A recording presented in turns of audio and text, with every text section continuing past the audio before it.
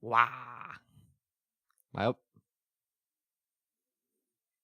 Hi, it's Twi. Hope you guys are doing good. I'm big chillin'. Today I'm bald in game. We have Elden Twi. Because I've been playing Elden Ring. But hope you guys have been doing great. Happy Monday. Hope you've had a good start to your week. I figured today we could pick something kind of chill. Probably, maybe not. I guess it depends how it goes. I like the thrill of playing hardcore, so you know, maybe I'll get jump scared by something and scream today. Never too late, just because Halloween's over. I didn't do a horror game stream this year, which means we gotta pick a real horror game today. We gotta play literally any normal game on hardcore. And suddenly, it's like just as scary as playing an actual horror game, in my opinion. Because I'm like, I don't know. Even when I'm playing games that are not horror games and I'm on hardcore, so you would think you're going to be really attentive, I still find myself kind of slipping in terms of my focus. So I would not be surprised if I get jump scared by something today. We're just going to be chilling. I haven't played Terraria in a few months, so I have no idea how this is going to go. But surely it'll go fantastic. And we're just going to get a weapon nice and early, and we're going to be big chilling. I hope you guys have been doing good. I've been playing a lot of Elden Ring off stream. I'm actually thinking about learning the speedrun routes for the game, or at least like a simplified version of it. I went ahead and finished my old Elden Ring playthrough that I was doing with melee using a sword. Because, I don't know, I did play through the game initially on stream using a bunch of magic stuff. So I wanted to get the authentic Souls-like experience. I wanted to feel how it would be getting up close and personal. And I think that because I took such a giant break in between my playthrough, there's some of the like major fights that I don't remember very well. But I went and I cleaned up like the boss rush phase of the end game in Elden Ring. You know, I beat Malekith, which I was stuck on before because I was bad.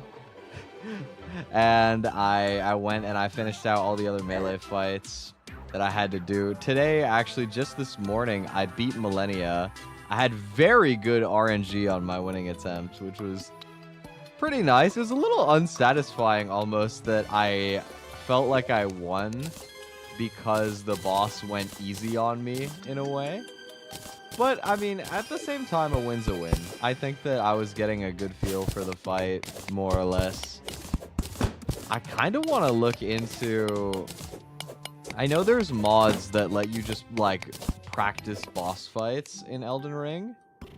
It feels weird to, like, mod games. I haven't really done it much since I was, like, a lot younger, playing modded Minecraft more often. But I kind of want to look into it. I don't know. I've been having fun with Elden Ring quite a bit. I think why I've gotten back into it is one of my favorite YouTube channels has started posting again. It is a, like, very small esports league. I say very small. They actually have pretty decent production. They have some prize pools, but a relatively small esports league called Bingo Brawlers, and they mainly do tournaments for Elden Ring Bingo, which is really sick. You have like a bingo board of like 25 objectives, so it could be like going and beating a certain boss or collecting a certain item, doing like a quest, whatever. You guys might have seen a long while back, I did a Terraria bingo with my friend Sheen, although we ended up having it very short because he ended up just forfeiting it, but it's kind of the same thing. I'm a big fan of the bingo format for like esports stuff. I think it's really fun to watch. and I love it for Elden Ring. I kind of want to try learning Elden Ring bingo, but it is very intimidating. Like, the people who do it are really, really good at the game.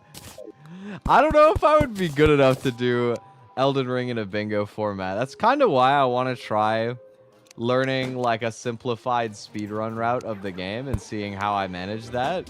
Because I think if I can pull off like doing a speedrun and beating the main bosses in like a decent time frame, maybe that would give me the courage to try out playing a bingo match. I don't really know who I would ask. I have one friend who is good at Souls-like games. Maybe I can talk him into trying to learn it with me. That would be fun. I don't know if I'll end up doing it, but it would be very fun. But yeah, I've been enjoying a little Elden Ring off stream recently. Been very fun for me. Been watching that.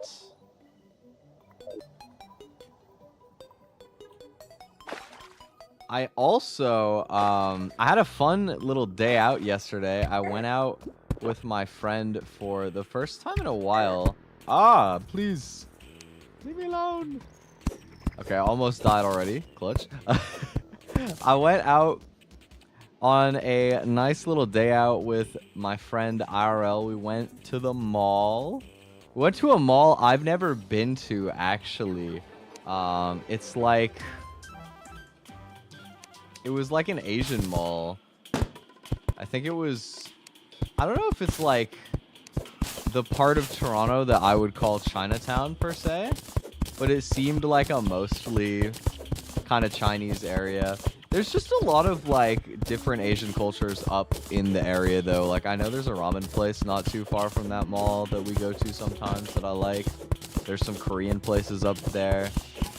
I mean, Toronto very much is like a cultural hodgepodge, you know. There's a lot of everything, so you don't see like super distinctive areas all the time. But anyway, checked out this like Asian mall for the first time, which was pretty fun. There was so much Labubu. I don't know why. I don't understand the hype, and I think I probably underestimated how much they've caught on. I don't really get it. I didn't think that Labubu was like that big of a thing for real, you know? But then we went there and like, I want to say almost half of the stores were selling Labubus. I don't know why. What kind of confused me too is that all of them had it, because I'm sitting there like, if everybody is selling them, then how, like, who's making money on them? Because you can't do too much of an upcharge unless all of you do the upcharge. But if you all upcharge too much, then like you probably don't sell that many. Because if they're priced equally, then you're just gonna like split the sales between like 20 stores, and none of them can get that much profit out of it.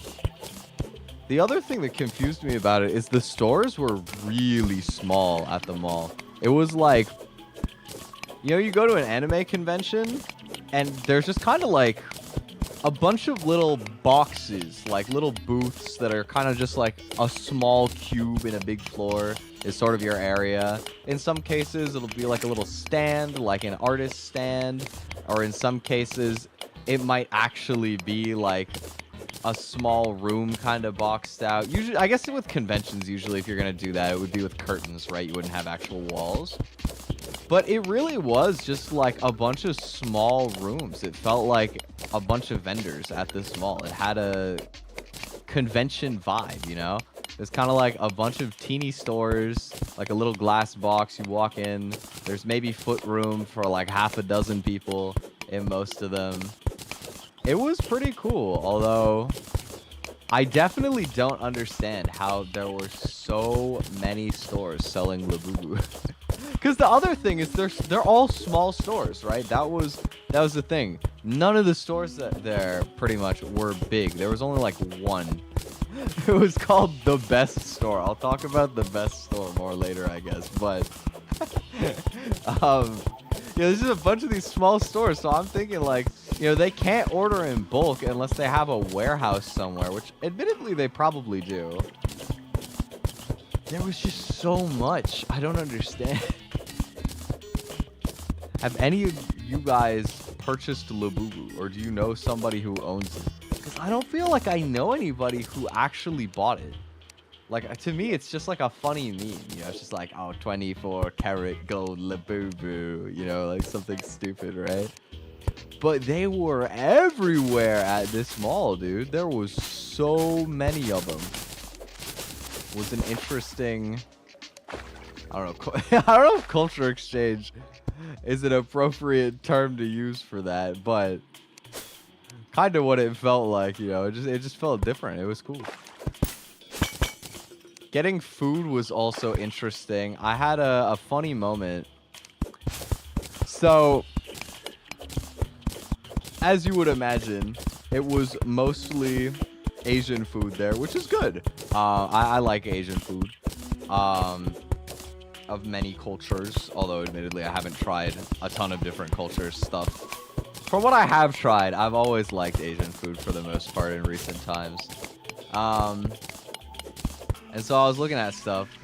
There was like one spot that had like your regular different like common Chinese food kind of options, and they also had like the saddest looking picture of like chicken strips and fries. And I was like, okay, so that's the spot that you don't want to go, because the fact that they felt the need to be the one restaurant with the white people food means that it's probably not as authentic. It's not gonna hit the same way, is what I was thinking anyway, right? So I was looking for different stuff. I wanted soup. I wanted to get some sort of soup, something nice and filling, because I barely eaten yesterday. And I wanted to get something that was soup that wasn't ramen, because I actually haven't really tried that many soups outside of ramen, because I don't know, one of my favorite spots to go to is a ramen place. So if I'm in the mood for soup and I already got to go out to go somewhere, most of the time I'm like, oh, well, how about I just go to the ramen place that I know I really like, and I just go there and enjoy good food, right? So I wanted to try something different because the option was there, right? You know, there was lots of different places. And what I ended up on was this Thai place. This, like, I mean, they're all like a bunch of little hole-in-the-wall vendor stalls, right? And interestingly, I don't even know what this, like, soup that I tried yesterday was even called. Like, I don't know what the name is supposed to be, because the translation seemed funny to me. It was like Thai beef noodle in dark soup. Like, it was just called dark soup, and it had in brackets hot and sour. And I was intrigued. I like sour foods, kind of. I was kind of in the mood for beef, so I was like, okay, you know what? I'm gonna try out this little Thai soup place. And I go up, and they ask if I want it spicy, and I thought for a second, and I was like, no, I think I'll get it not spicy. Because I don't know, I like a little bit of kick, you know, a little spice, but I'm kind of scared that I would have gotten a lot more than a little bit of spice by my standards if they made it the normal way. So I decided against that. I ended up getting this beef noodle soup, and for a bit, I actually thought that there were no noodles in my noodle soup, because there was a ton of bean sprouts on the top as a garnish, and all the noodles were like at the bottom of the bowl.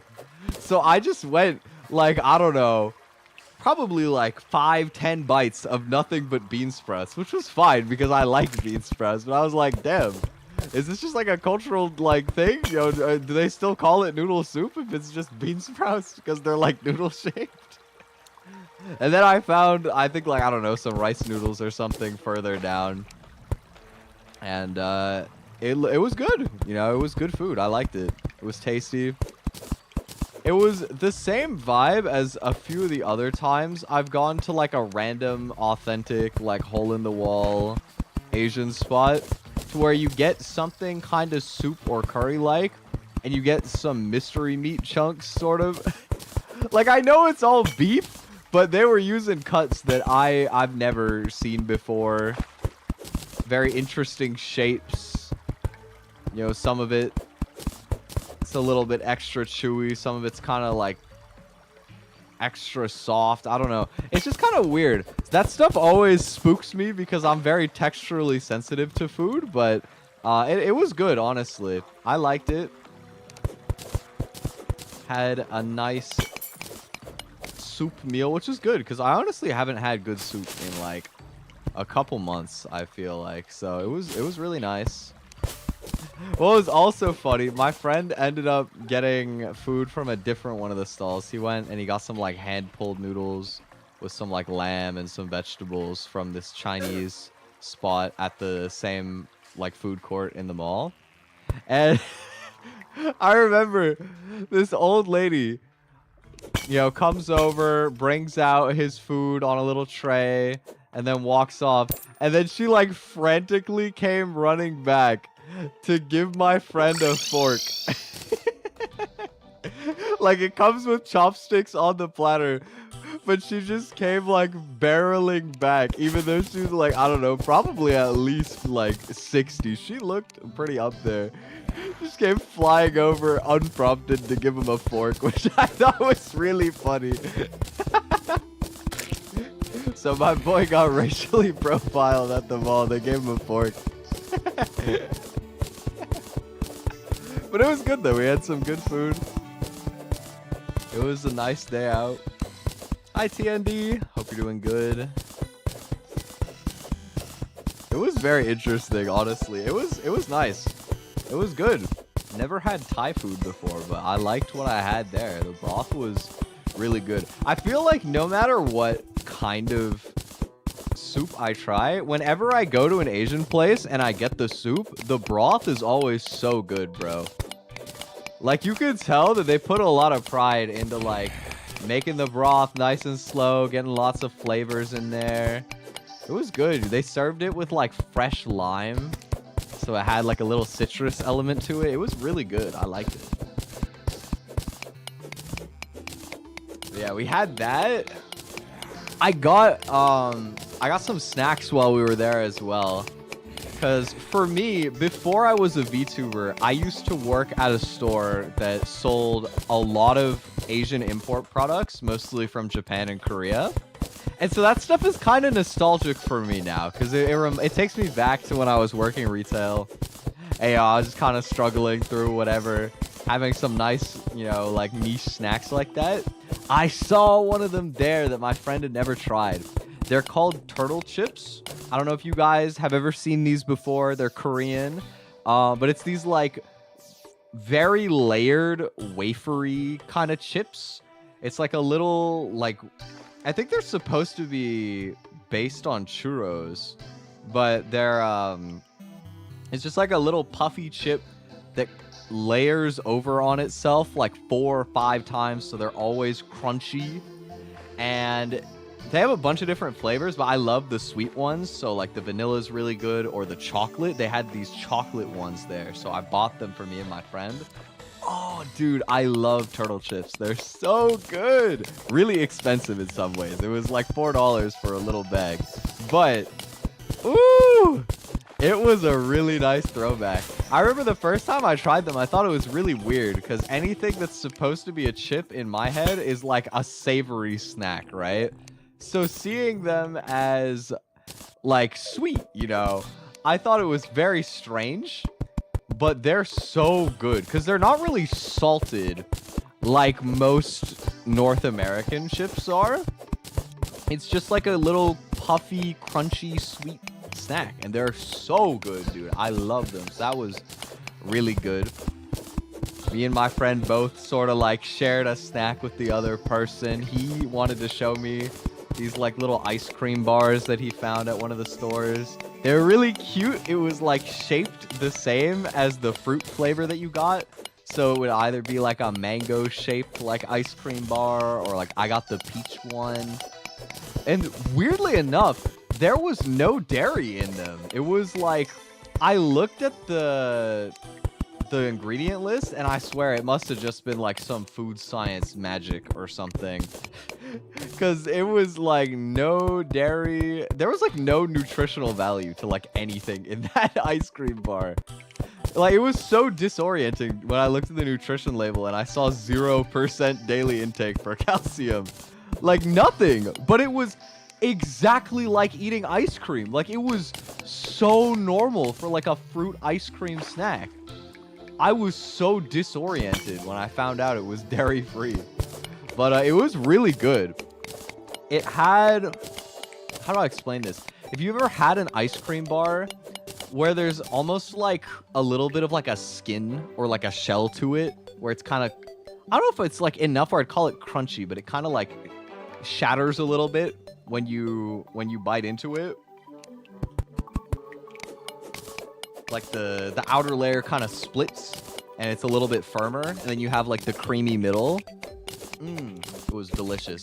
Very, very fruity, very creamy, not overly sweet. That's one of the things I love about like Asian snacks, by the way. Whenever I try like Asian snacks, they're never like obnoxiously sugary. Like, they're sweet, they're nice, they're bingeable, but I don't feel like an absolute potato for eating them, you know what I mean?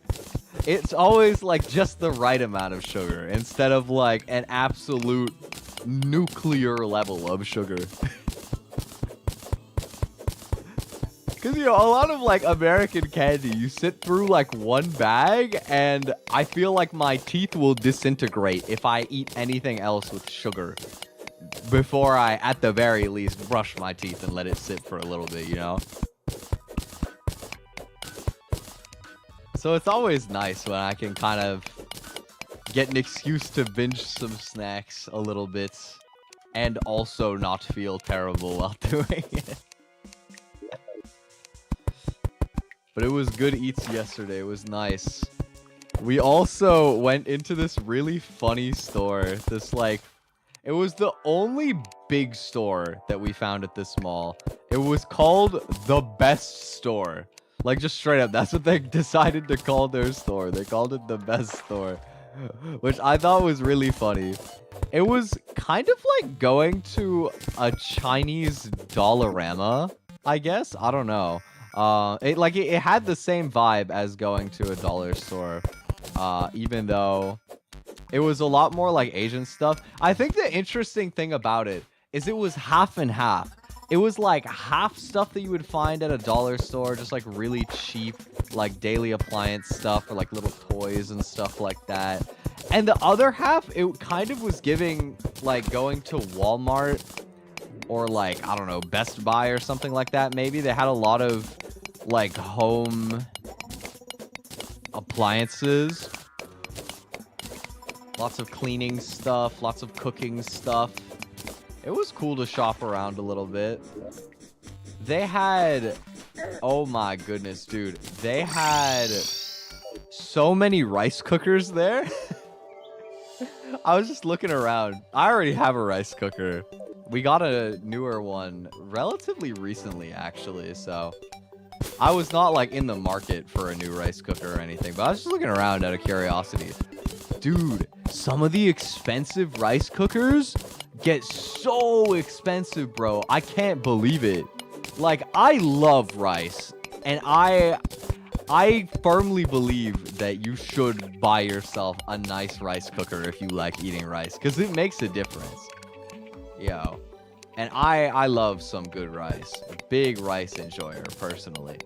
But, I gotta say, there is a line. You know what I mean? Like, I saw a bunch of rice cookers from this brand called Zojirushi. It's the one that I always remember because Uncle Roger gasses them up in some of his videos. He's like, you gotta get Zojirushi. Like, not even as like a sponsored bit. I don't think, anyway, unless it's undisclosed. You know, he just likes that rice cooker. And so, you know, I always sort of remembered that as like a nice rice cooker. But when I looked, some of these rice cookers went up to like $800, like 800, dude. That's insane. That's so much money for a rice cooker. Like, I'm sorry. I think it might have been like a 2-in-1, like a pressure cooker and a rice cooker.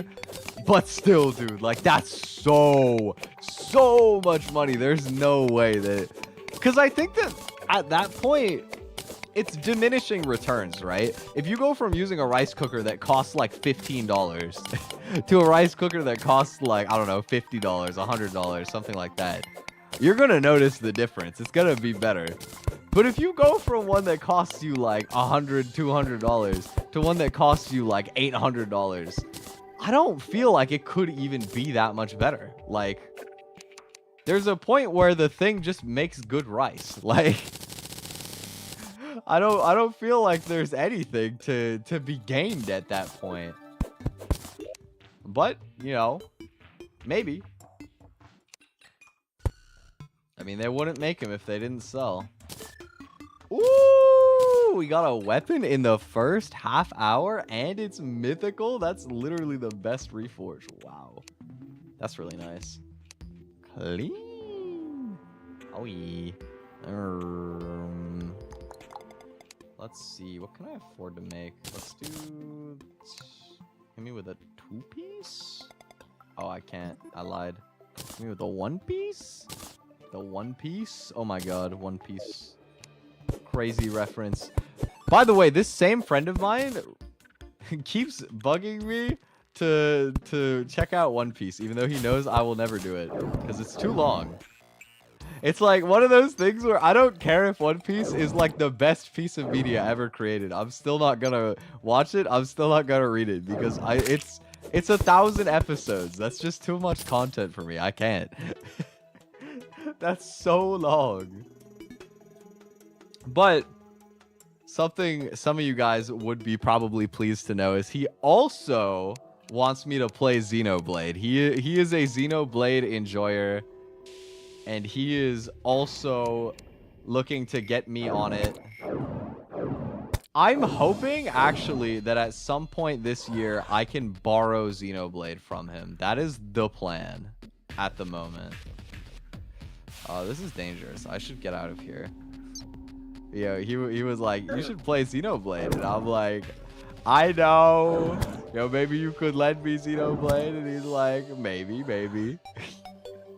So I'm hoping so. I think it's technically his brother's copy, but I'm crossing my fingers.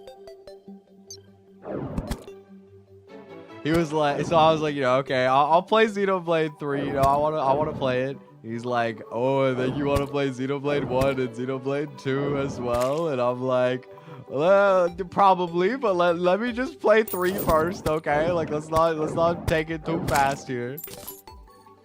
These dang JRPG enjoyers, they just want you to trade your whole life to consume whatever their favorite story is at any given moment.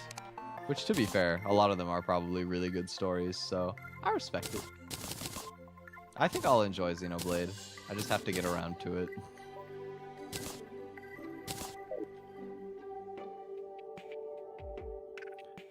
If anime season is more than 3, that's where I stop. That's the boat that I'm usually into. If I start it before, like, more is gonna release, I can keep going. But if it's like 100 episodes, like, going in, I can't convince myself, bro. That's so much. Does Throne work for you at all for Xenoblade? I do have Xenoblade on my throne. I don't expect anybody to actually, like, use my throne, to be honest. I mostly made it on, like, a spur-of-the-moment decision because Shiny was like, where's your throne, dude? And I was like, I don't know. I've never thought to make one. And then he was like, you gotta make a throne. So I was like, okay. I made a throne. And then he bought me carrots on Uma Musume. And I proceeded to pull absolutely nothing good. But it does exist. So if anybody wants to hook me up with Xenoblade or anything else, I will play it.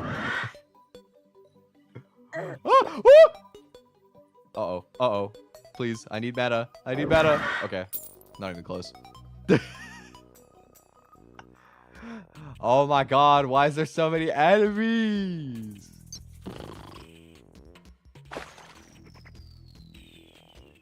Oh, there's 2 of them. Okay, I'm just turning around, bro. There's no...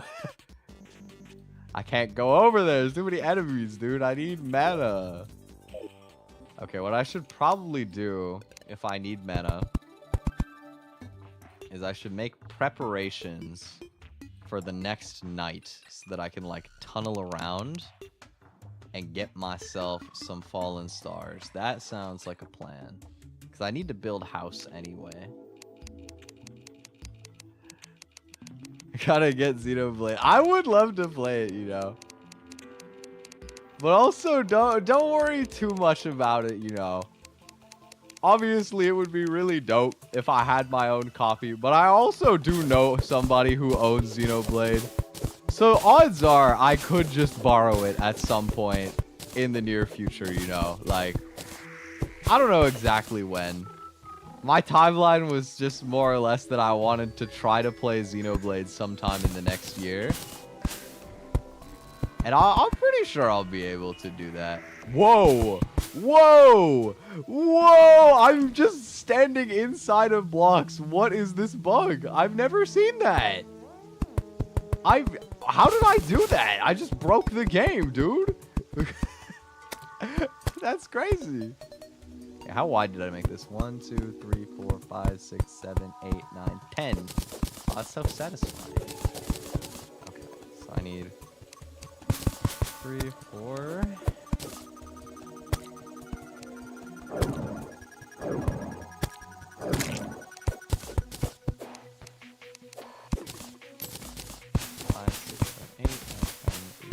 Wall goes here. Go. I don't know how I clipped into that block. I've never seen that happen before on Terraria.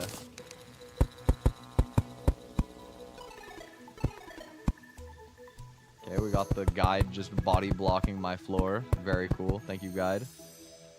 Yo, Colin, can you get out of the way, dog? I'm gonna call you Colin until you move out of the hole. Please? Pretty please? Why are you talking about rats and bees? You're just standing in a hole. This guy, bro. Okay. Make some housing. Get some tables, some chairs.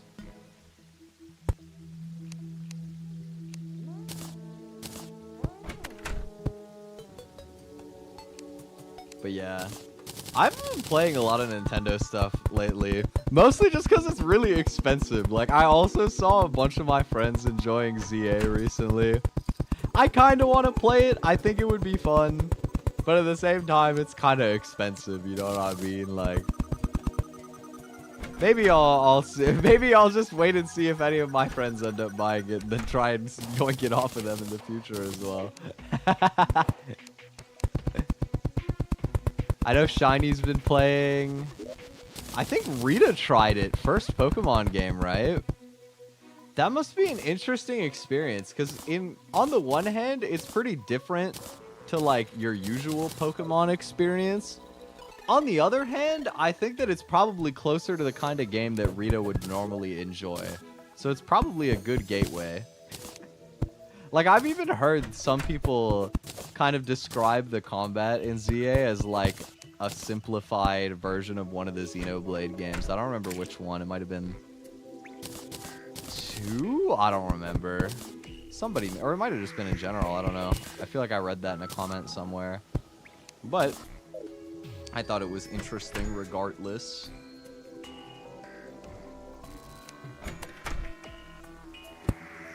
So hopefully she's been enjoying. I saw my friend, God, I'm so used to saying Nevu. I think it's technically supposed to be like Nevu or Nebulae. Because I know it's Nebulae. But I don't know. I just like calling him Nibu. It's such a funny name. It's so whimsical. I'm just gonna say Nibu for now. Unless he asks me to stop doing that, and I'll just keep saying Nibu. But I saw he's been playing it as well. I know he's a bit of a Pokemon enjoyer too. So maybe I'll see what he thinks of the game as well. I was playing some Splatoon with him the other day because I saw he was doing a community night on his streams. Nibu probably the only person right now who I will bother to open Twitch for to go and watch friends sometimes. Because most of the VTubers that I've made friends with are also on YouTube, which, like, bless, I love using YouTube for watching stuff, but I used to be a Twitch streamer back in the olden days, you know? So I still pop in every once in a while. I was doing some games with him. It was fun. I kind of want to make the run back to X rank because it didn't seem that hard. We were winning a fair bit. I feel like it could be fun. I know he was mentioning interest in doing some more tournaments again. I don't know if I'm planning to compete again. I mean, maybe. It could be kind of fun. If it was like a low... If it was like a low investment scenario, like if it wasn't a very committed tournament, something I could just knock out in like a day, maybe two, I would probably be down to play another Splatoon tournament. I think it would be fun because I like competing. I think it's fun. Why that name, bro? Why?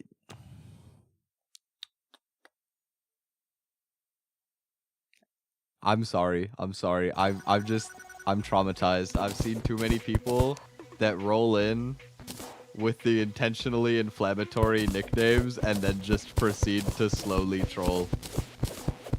I haven't had to take out the ban hammer in a while.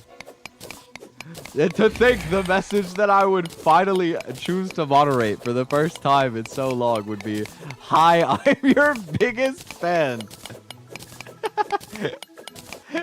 That's kind of funny, actually. My condolences if you actually were my biggest fan. I'm so sorry.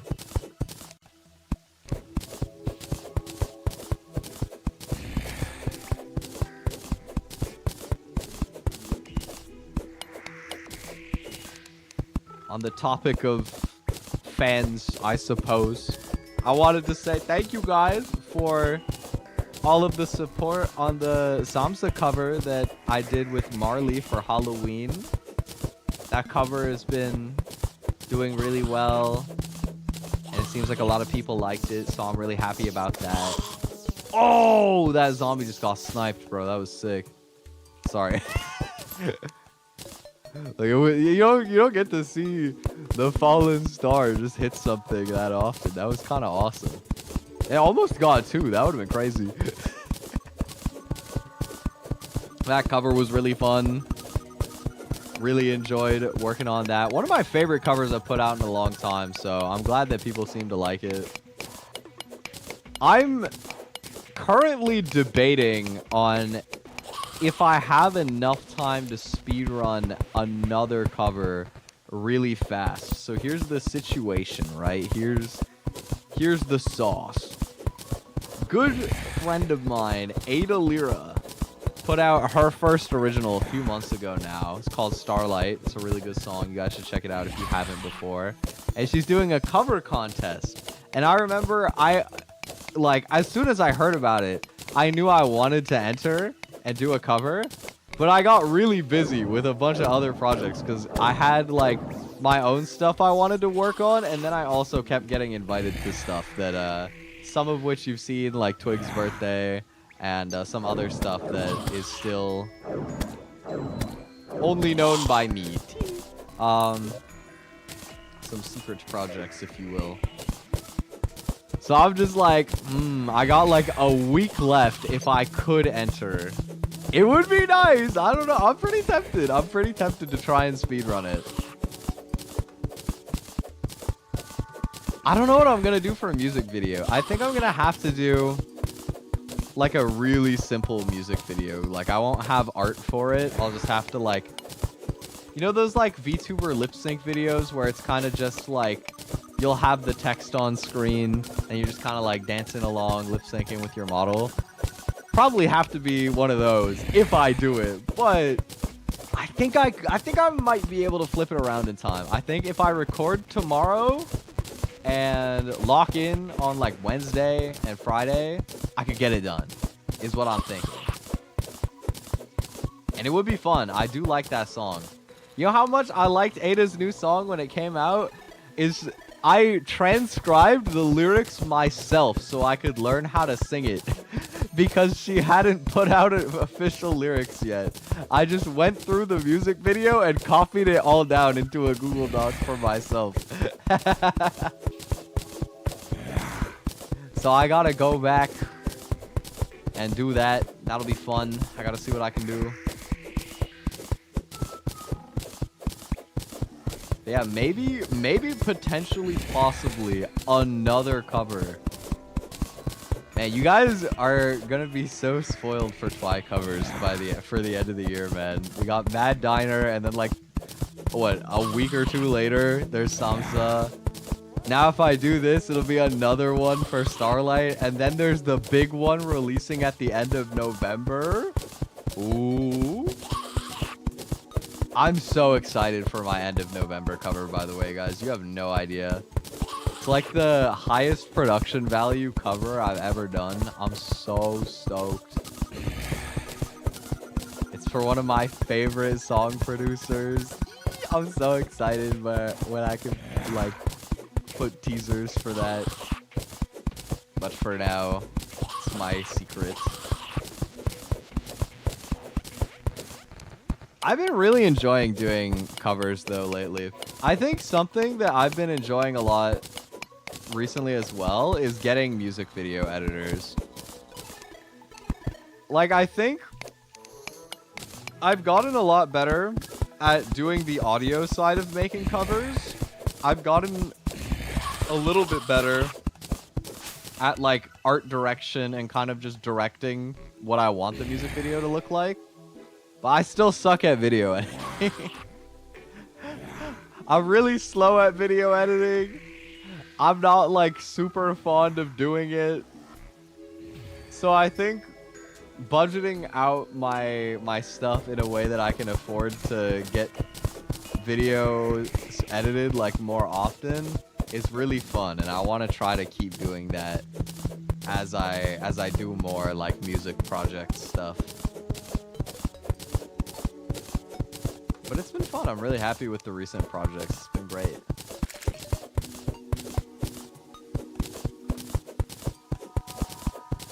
Also glad that so many of the recent stuff has been, like, doing stuff with friends. Because I love singing with friends. Very fun. Just lots of friendship lately in general. You know what else is going to be really fun? I put it in the description today. I'm going to put up a waiting room probably after today's stream. But I'm so excited to announce that I'm finally getting to do a Mage Arena collab. Oh my god. I've been wanting to play this game since it came out, and I saw other people streaming it. I don't know if you guys know what Mage Arena is, but it is so funny. I'm so stoked that one of my friends invited me to join a collab for it.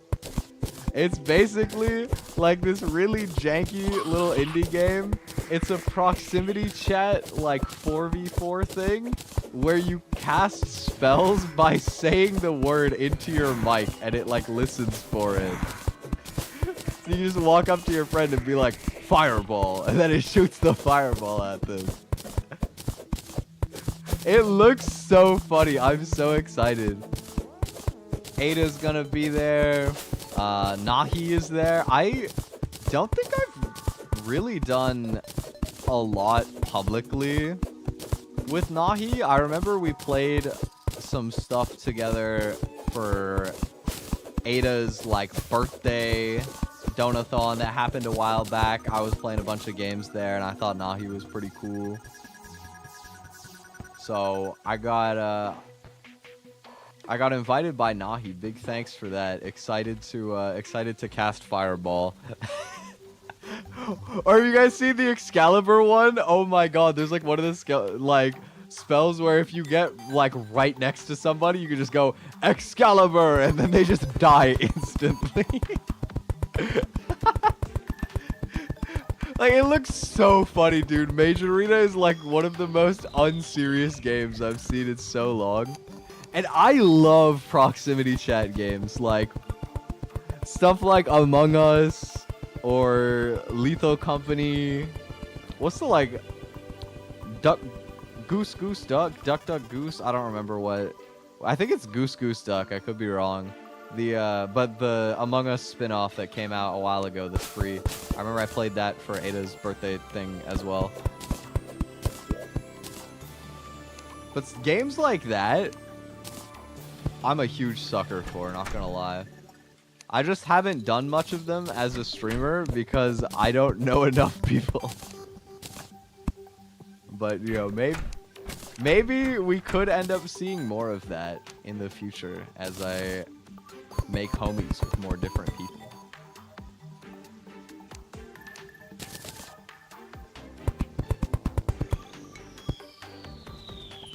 Oh my god, I'm also just thinking of this now because I was talking about like Ada and them, but have you guys seen, I've been seeing this so much on Twitter, but I swear he's on everything. Like, I've seen this guy on Twitter, my friends have seen him on Instagram, I think maybe on like shorts and TikTok and stuff. There is this one Canadian dude who keeps making these videos where he's like, Konnichiwa goan, mina slimes, yo Toronto Benjugyo, eh? He's just speaking like Japanese with a Toronto accent and weaving a bunch of slang into it. My friends keep sending me these videos and it's so funny, bro. I love this guy's videos. It feels like such a niche subcategory of like internet humor that is perfect for me as a Toronto person who has actually studied and learned how to speak Japanese. It is beautiful. It is truly an art form. Like, even just the like intro that he does for those videos, bro. Konnichiwa guan mina slimes is actually hilarious. I don't know how you even think of that, but it's so good, bro. That guy is such a legend. But low-key debating doing that as like an intro in the collab on Thursday. Just like quoting that guy, just stealing his intro. I think it would be really funny. Maybe I could end up teaching some Toronto slang to some of the people there. You never know. I don't know what I would... Actually, no. I know exactly what I would teach. Because this dude who keeps teaching Toronto slang, and he teaches, like, niche stuff, too. Some of the stuff I've never heard in my life. Like, in one of his videos, recently, he was like, yo, if I see Kevin, he's getting gurked, bro, on Kami-sama. And I was like, what the hell is gurked? Well, he subtitles what they mean in his videos. Apparently, it's like he's getting like hit or like he's getting killed or something like that. But gurked is so funny. That's so unserious, bro. Like, I want to steal that. That, or like, he reminded me of calling someone Gerb or like Gerbert, which is just a way of calling somebody like a little man or like a baby. You call someone Gerb. Gerb is just such an unserious word. It just sounds so funny. It's like the same vibe as goober to me. So I've been laughing at those, but I don't know how. In all of his videos, I have not heard him say what I think is like the quintessential Toronto man's slang word, which is alifa. That is... I don't know. By the way, I don't actually use that ever. I'm just putting on the accent. This is something that if you ever come to Toronto and you walk past some high schoolers, you might hear them say, "Oh my god, what? I got 2-shot by a slime! Oh my god. No! That run was going, like, actually decent high key as well. No! Okay, well, rest in peace, Elden Twi. Oh well, okay, let's get a new character.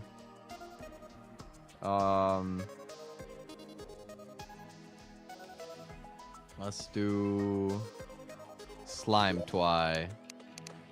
'Cause I just got killed by a slime.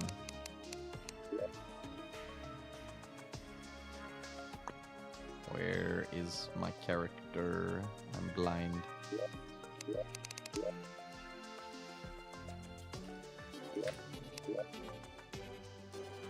The Gurkst. Let's use Gurkst as the seed.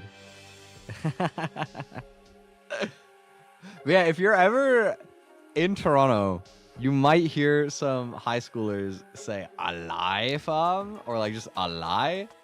It's a really weird slang because when I always heard it, I thought growing up that they were saying a lie, like a lie.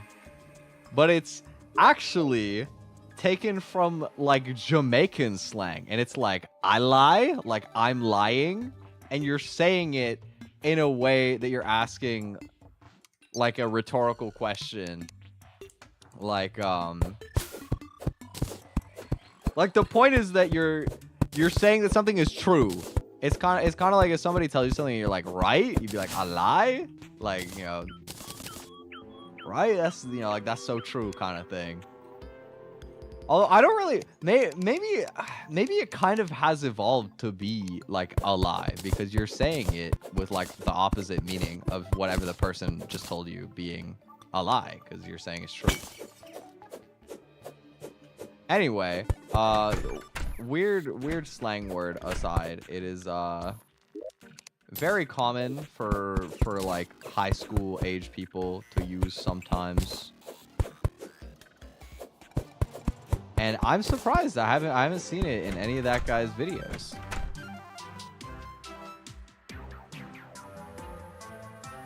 Yeah, a lot of Toronto slang is taken from like Jamaican slang and UK slang. That's where most of it is ripped from. I am completely in pitch darkness. There are no torches. I might have played myself. I think I might be stuck. Help, please! I don't know where I am.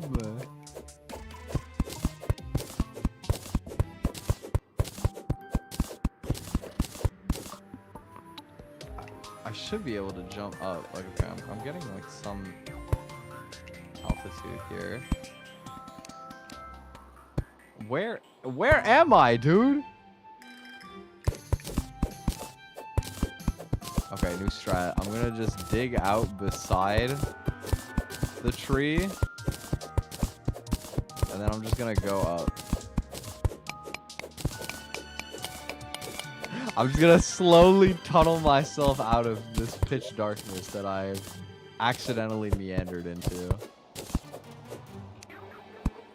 Yeah, I'm surprised that I've never heard him drop a lie anywhere in his Toronto slang videos, despite all of the like really niche stuff he uses, man. Like he's reminding me of dark times, bro. This is lingo that you only hear in high school for the most part. Because here's the thing, like Toronto in general, like the hood accent sort of, right? You don't really hear adults use it. Maybe because it sounds so unserious, like people just grow out of it. I don't know. But Toronto has like the most wannabe gangster accent probably ever. And I say that for two reasons, right? Part of the accent sounding that way, I think, is because so much of the slang is just other cultures like road band slang. You know, like UK slang, you don't really hear it like unanimously. Same with Jamaican slang. Like, I don't know, Jamaican English almost sounds like a different language at times, bro. It's crazy. But like Toronto slang, it's like mostly normal paired with like just stolen slang words. But the real thing to me is that it just sounds so nasally, bro. It's an extremely nasally accent if you ever hear it. So it almost sounds like they're mocking in a way. You know, like you'll even notice when I went to demonstrate the phrase that I mentioned earlier, I went like alive, and like, I don't speak up in my nose that much normally, but like you just channel it. It's just like a very snotty accent. It's very unserious, you know. I think that's the funniest thing about it, is none of the words feel very serious. The accent doesn't sound serious at all, but the people who use it will still try and sound tough. It's just a very funny accent. It's very easy to make fun of. I think it's honestly very culturally interesting that most people that grew up in Toronto will fully understand if you're saying some like random slang garbage, but it's also like you're kind of digging through your brain for like old lost knowledge, because nobody speaks like that past like 20. If somebody unironically uses Toronto slang and they're over the age of 20, that's a huge red flag, bro. In my opinion. Like, I was talking about this with my friend while we were out yesterday, because we were talking about the guy's videos, and you like pretty much never hear people speak like that. It would be really funny though. We were saying, like, imagine you go to like Japan, you just talk to like an old person with like the Toronto accent Japanese or whatever, the Toronto pen. Just roll up to some like old Japanese dude and be like, "Hey, konnichiwa, guan fam." I still think konnichiwa guan is so funny, dude. I don't know how. In some ways, I don't know how you think of that. It's so genius. And in other ways, I don't know how nobody ever thought of that before, because it fits so perfectly. And it wouldn't have even necessarily had to have been Toronto, because Wagwan is like a Jamaican thing. But we stole it, though. I don't feel like you actually hear people say Wagwan that much in Toronto, though. Unless they're like actually Jamaican anyway. Like, if I hear it, it's not crazy enough that I would, like, think it weird. But you don't really see it. Like, you know, if I see somebody who does something, like, a little bit more street as a greeting, you know, they're just gonna say, "What's up?" and then be like, "Yo, dap me up, fam." You dap them up. You gotta learn how to dap. That's kind of it, you know, like... Oh my god, there's vultures on both sides. This is terrible. What do? I guess I make platforms, and then I walk across my platforms. Probably have to do that. I have enough cactus for full armor, at least. That's something.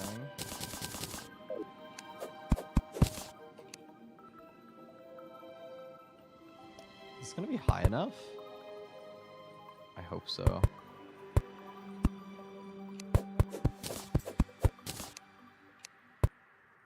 Yeah, shout out Toronto accent. Very funny to just joke around about.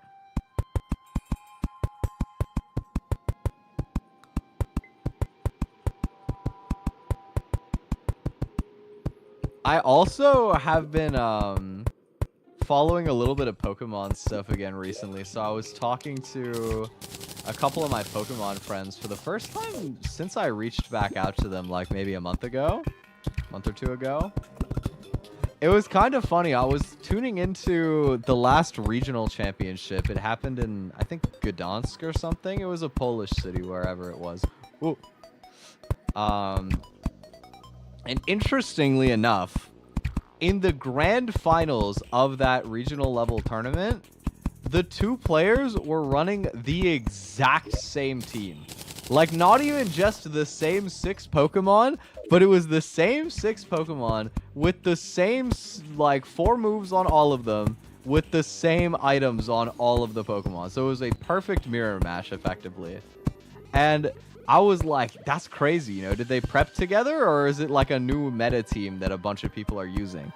Because, you know, I still have friends that actually compete, so I wanted to see what was up, you know, like what they thought.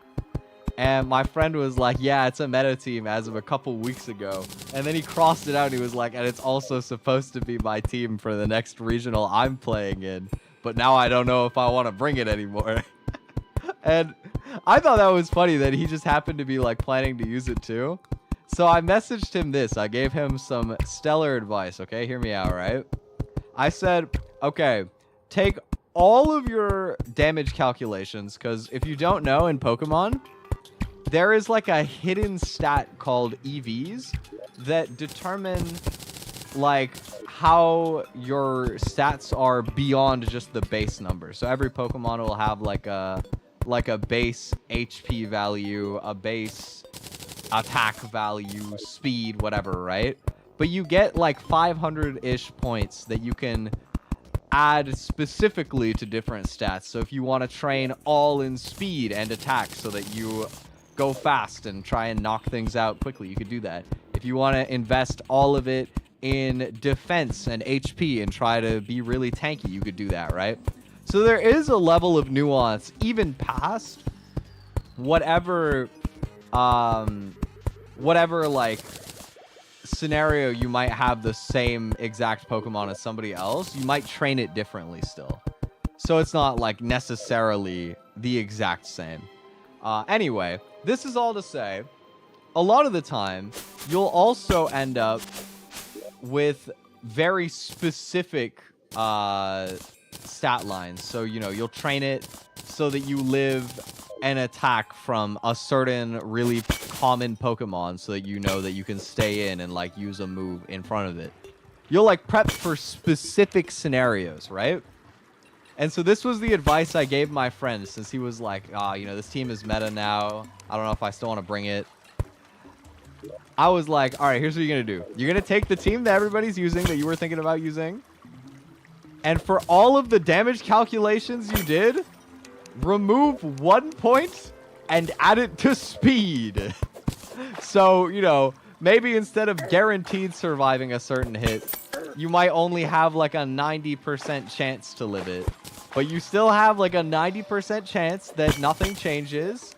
And now if somebody else brings the same team, you're faster than them. So you have an advantage in the form of going first. Pretty genius. That was my idea anyway. I don't know if he's actually going to do that. I think it would be kind of silly. But I also think, you know, like, if the team works, if it literally went to a regional with hundreds of people and the grand finals was a perfect mirror match, like, that team has to be pretty good, dude, you know. There has to be some serious sauce behind the composition at that point. You might as well just yoink it if you don't have anything better to bring. That's my thinking anyway, you know. Unless you have a good reason not to, you should just bring what you know works. Slightly tweak it to get an advantage over everybody else, and then hope for the best.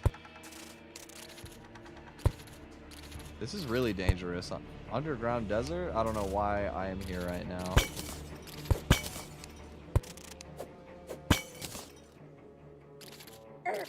Ow.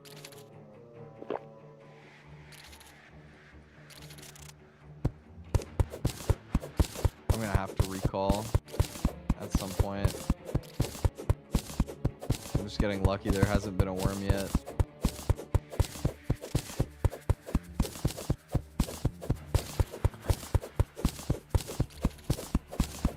Yeah, it was nice catching up with them a little bit. I was also talking to them a little bit because I had a dream about my friend playing the same, like, difficulty hack for Pokemon that I was streaming a few times almost a year ago now. It's been quite a while since I was into that.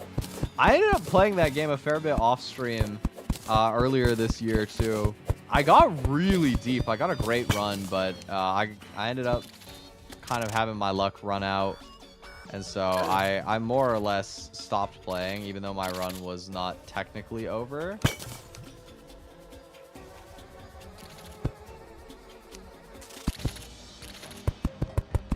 I'm doing some crazy dodging. I don't know how I didn't get hit through all of that.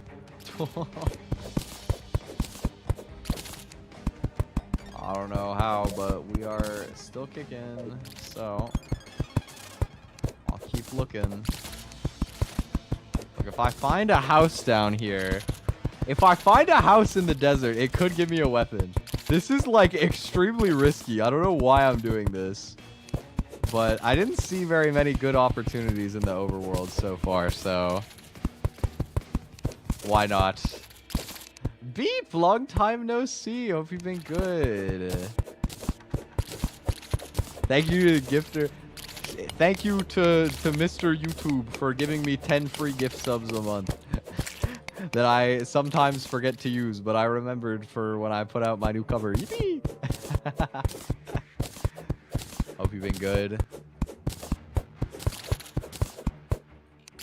Have you seen the new cover? Or I guess the couple new covers, because I did Mad Diner with Rita as well. Yo, whenever I do music projects, I still always think back to this one. I think it was Never Fiction. Beep left me like the funniest comment I've ever seen. It was like, my crops are watered. my skin is nourished or something. I don't remember. It was just... I still think back to that comment. That is like my favorite comment I've ever received. The newer... Well, oh my god. I guess maybe. Has it been that long? Superstar Twiddle, of course. I'm so happy with that. You guys know Superstar Twiddle is almost at 500 views now. It's at like 490 something. And I think Never Fiction's almost at 1,000. It's my closest, like 980 something. So maybe soon. Maybe soon TN. Would be cool. I've been cooking a lot of really cool music stuff lately, honestly. I think there was a little while during this year where I felt like, outside of Superstar Twiddle, I'm really proud of that. But outside of that project, I had a while where I felt like I was just sort of making song covers every once in a while for the sake of making them. Whereas now I've been like really motivated to be more of like a V singer and do more music projects that I'm like actually really interested in doing. So I'm excited for some of my other end of year projects coming up too.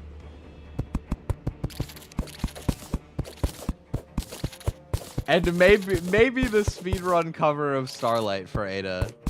Join the cover contest. Cause I don't know. I really like this song, but it's a question of, can I throw together a cover in like 3 days? Probably. I'll just have to be careful about not recording too many harmonies. Because that's what really slows me down, is I end up spending so long timing my vocal stacks together. Like, oh my god, dude, okay. I've revealed this much about the exciting end of November song anyway, so I can say this.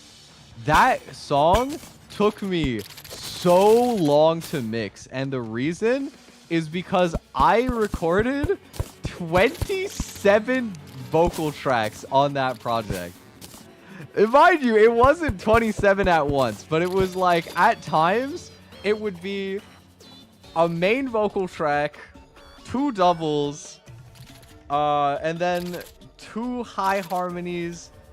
Oh no, I remember. So it was the main vocal, a low, like an octave down of the main vocal, 2 doubles of the main octave main vocal, 2 doubles of the low octave main vocal, and then also left and right harmonies for a higher and a lower one. So you get like something like 10 different vocals in one stack at any given time on like the densest parts. And timing those by hand, bro, oh my god. I had to bust out my like ultimate ADHD anti-procrastination strat. which is I unplugged my internet the night before so that when I went and I woke up in the morning and I like impulsively hopped on my computer, I would have no access to social media, no distractions in that regard. I would just lock in and focus on mixing like all day. It works really well though. If you guys are ever in a position where you've been procrastinating on something too long and you need to get it done, I highly recommend it. Like, don't have your phone as a distraction if you're addicted to it. Like, put it in a different room or something. And then for your computer, just the night before, unplug all your internet stuff so that you cannot interact with it. It is so helpful.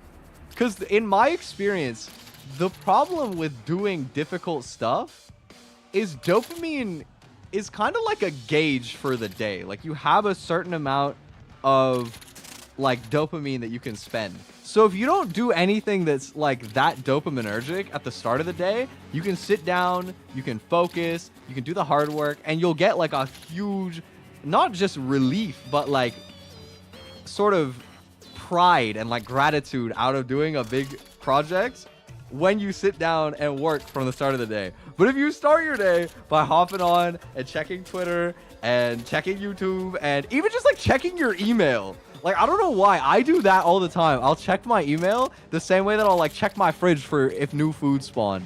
Because for some reason, like just the act of seeing if anybody's thinking about me or if I have something to reply to, it does something. I don't know what it is, like neurochemistry wise, but it does something.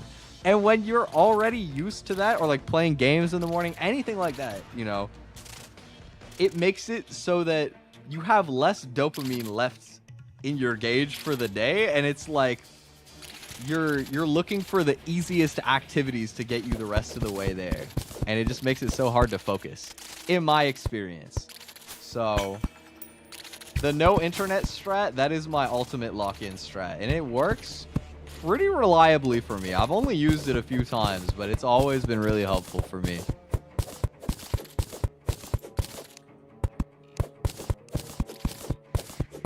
Yeah, I don't think I explained like the brain aspect of it super well. There's a really good Dr. K video about it somewhere. I would have to go back to figure out which video it was specifically, but he has a lot of really good videos explaining like the neurochemistry of ADHD and how it affects you as like a regular person.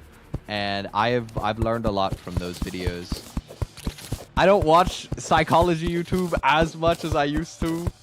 I do still watch his videos sometimes though, but I used to watch a lot of stuff and it's honestly really insightful. You have to be careful not to fall into the trap of like watching a bunch of videos about it but never actually implementing anything. But on the whole, there is a ton of good information, and it's better to get good information even if you don't act on it right away, because then you have the information if you feel like doing something with it later, instead of, you know, feeling like you have no idea what you're supposed to be doing.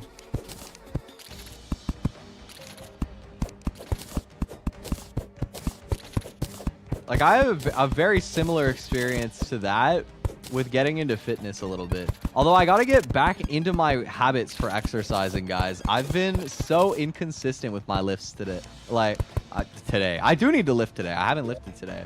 I haven't lifted in a few days, and I'm actually kind of annoyed. I was doing so good. I was working out unironically like every other day for like 3 months straight, up until I got sick and I had to take a break. And once the habit is not there, it's just like so easy to get distracted and skip it for a day, and then skipping it for a day 2 days in a row, and then skipping it for a day like for a week, and you're like, damn man, what happened? I gotta get back on it. Yeah, I actually find that the more I've been working out, the less I've been watching fitness YouTube though. Cause, I don't know, with like the psychology stuff, it's always really nice to watch like lifestyle kind of advice. Cause there's so much to like learn and implement. It's very tangible, right? But for fitness stuff, I'm gonna say fitness and also include like diet, right? Because I think they really go hand in hand. For whatever reason, these like YouTubers are so scorched earth about how they live around fitness, you know? It's like, you want to look for a new way to get a little bit of like protein in? Oh! Sorry, I got scared. I don't know how we managed to stay down there that long without a worm spawning. That's kind of crazy. Okay, what was I saying?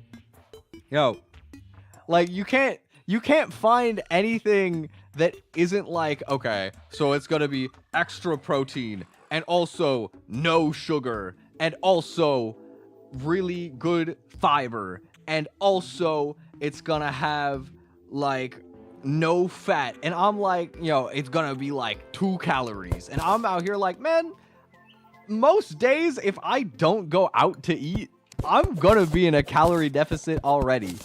Like, let me make my oat muffin or whatever and put my oil in it. Let me add some sugar. Yeah. I don't know why. I guess what it probably is that for every regular person like me who's just trying to, I don't know, find a nice way to add like a little extra protein or like a little extra fiber to get you over the bump of like, oh, I eat like a really normal diet, and if I want to build muscle, a little extra would be helpful. Instead of like the, oh, well, you know, I'm a bodybuilder, so I need to get 200-gram protein every day. Which not even true, by the way. They studied it. It's not. But, you know, aside from anything else, it feels like they always go so far to make everything super low calorie, super high protein, no sugar. And I'm like, do you like your food to taste like sadness? Like... Like, do you like flavor? Like, come on, man. Like, you know, what I was gonna say, I think probably part of it is that some of the people looking for this, maybe they're diabetic. They can't eat sugar. Maybe they have, like, certain food allergies. And that's why they're, like, really into trying to control their health and, like, make everything themselves. Is because they have to. And so the fitness influencers figure like, okay, well, if I make this recipe like super healthy, then I'll hit those people. And the regular people, I mean, they're trying to be healthy anyway, so they shouldn't mind. Well, realistically, I'm reading that and I'm like, who the hell is out here just having like monk fruit sweetener? And they always use like different ones for so many different things. Like, I'm just supposed to go buy monk fruit sweetener for this one, and then go buy stevia for this other recipe, and then go buy some medjool dates for this one. And you know, it's like, damn, bro, like the world is not gonna collapse if you put a cup of sugar in your thing, you know. That's how I feel anyway. Bust out the nutrition textbook, health tuber. They do. Some of them are like so wrong, and it's just kind of sad. Like they just make you feel like you have to go so much further than you do. And in reality, like everything is just balance. Like that's the easiest thing to learn is like, it's all about balance. And if you're just eating like a good balance of different stuff, you'll be fine. I also feel that way about like the actual exercises that you choose to do. Because I don't have a gym that I can go to. I talked about this a little bit before. But I wanted to start going to the gym. So I went to the only gym in my area. And they were like, it's $40 a month for a membership. And I was like, ooh, that's a lot of money, but okay. And I was considering it, you know. I was like, is there like anything I can do to like try out the gym for like an hour or like a day and then make my decision? And they were like, no, we can't let you do that. And I'm like, okay. You know, I'm sitting there like rationalizing myself. I'm like, look, $40 for 1 month. If I decide it's not worth it, I could always just cancel it, and then, you know, like it'll be a pain. I'm sure they're gonna make me like jump through 12 hoops on fire to cancel my membership, but like it's $40 at the end of the day. You know, like I can live with losing that, right? But they were like, oh, and also for the first and last, you know, for your first month and for the last, or I think it was for your month that you sign up, and also the first and last month of every year, it costs $80 a month instead of $40 a month. And I was like, that's so predatory. Why do you have that rule? I'm not paying you that. Like, get out of here. So instead, we have this like home workout machine. It's kind of like a board, and there's like two sort of like pulley handles. So you can do upper body stuff really easily by, you know, you just get your body weight by sitting on the board, and then you can like scale the difficulty by changing the incline of like the pulley wire. I don't know. So I just do that, right? And I think it's kind of similar idea to, you know, if you go to the gym and you just do like your classic like squat, bench press, and the other one that I'm forgetting, deadlift. You know, you're just doing like movements that like hit a bunch of different stuff. I mean, to be fair, I guess I am doing a lot of targeted movements, but they're like small, you know, like I'll just do like one set of like bicep curls, and then I'll do like a set of rows, and then I'll do like a set of tricep curls, and then a different set of rows, and then I'll do like, I think that's most of my push routine actually, now that I think about it. I do my biceps, I do my triceps, I do like a chest row, and then I do one where I lean back and I try and like row it up to my chin at an angle so it's hard. And there's like one other like weird rowing movement I do that I don't know if it's scientific at all, but it's fun, so I do it. Like some of the exercises I do, I don't even know what I'm doing, bro. I'm just moving. But it's more fun that way. Like, I don't know. If it's not injuring you, like, why not? Like, I remember I took most of my routine from stuff that my dad was doing, and I just, like, copied it, right? But I remember there was one where he was showing me, I think it was supposed to be, like, a lats exercise. Like, there's one where you're laying down on the board, and you're doing, like, kind of lat pull-downs, basically. And then there's a different one where you're, like, sitting up, and you're kind of just low down to your waist. You're like bringing them. Would it be like a fly maybe? I don't know exactly what the exercise is called, but you know, you extend your arms all the way wide, kind of like you're doing a T pose, but like you're pulling your arms further back than that. And then, you know, like low down around your like waist, your hips, you pull them into the middle, and you just do that. So you're just kind of like practicing that like in and out movement. That like rotary movement with your arms. And I did it like higher up. I did it around my shoulders. And my dad was like, your form is wrong on that. And I was like, oh, my bad.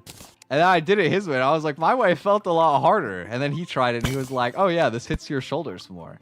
And I was like, you know what? What if I just do both in that case, right? So now I just do both.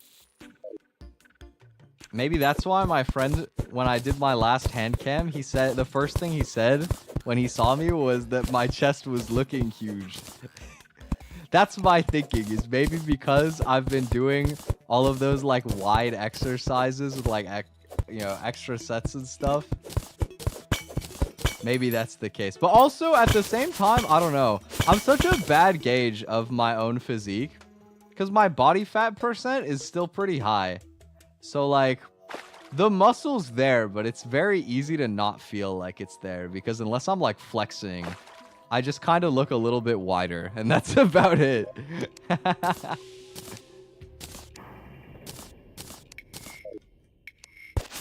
I like exercising, though. I think it's one of those things where I always knew that if I found a reason, if I found a motivation to get me into it, I would, like, get down with it pretty well. I just had to find like something that made me feel like exercising, and eventually I did. Oh, I gotta get out of here. And now that I've been doing that, it's been fun. Shout out being nutritious and active and caring about your physical health. Pretty goated. I need to like place down some chests, dude. I got so much stuff in my inventory. Oh my god. Let's do like a blocks chest and just dump some random stuff in here. My sand. I'm blind. Sandstone. No, wait, I was gonna say I could do a living wood house, but I didn't get the wand to place the cool like wood. I just got the loom. That's fine.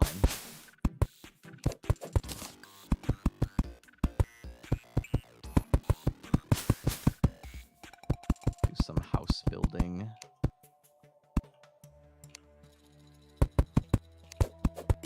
Yeah, I kind of want to try going to an actual gym someday, though. I do feel like it would be cool. Because I've still never been to, like, a proper gym for a workout.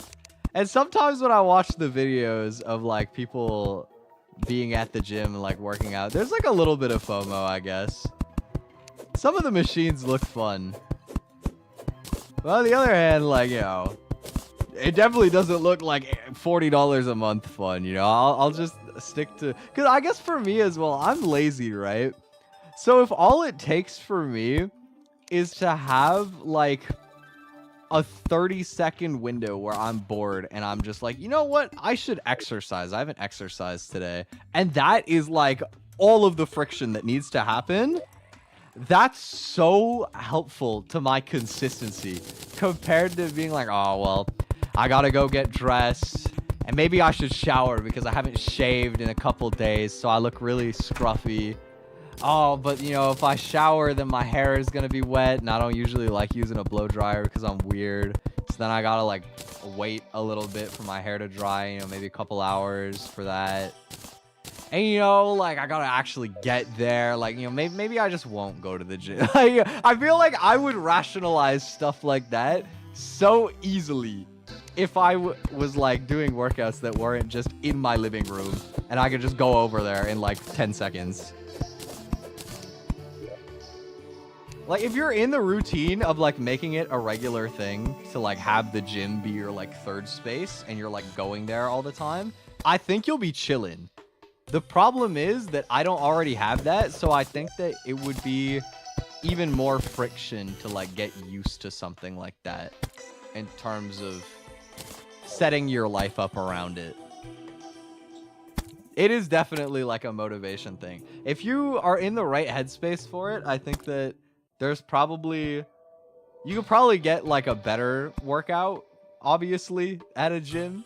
And I think that the environment, you know, like seeing a bunch of people around as well is really nice. But if you have like a convenient way to do it at home, that works too. Guide is about to get murked. Sorry, bro. Or maybe not. Okay, Daniel. Damn, Daniel back at it again with the white vans. I don't remember how they say that in the Vine, dude. It's been so long since I've thought of that.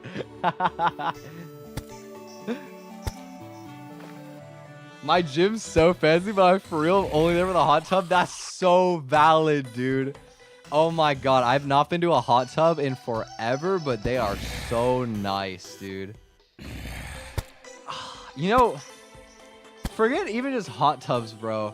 I miss being able to have good baths, man. Growing up, I actually almost never showered because I loved baths so much. So I would just always choose to take a bath instead. It was just so chill. It was so soothing. But the problem is, I grew out of it because my tub in our apartment is so small. Like, I have not been able to have a good bath in like over like 7 years or something like that, probably. Because here's my dilemma.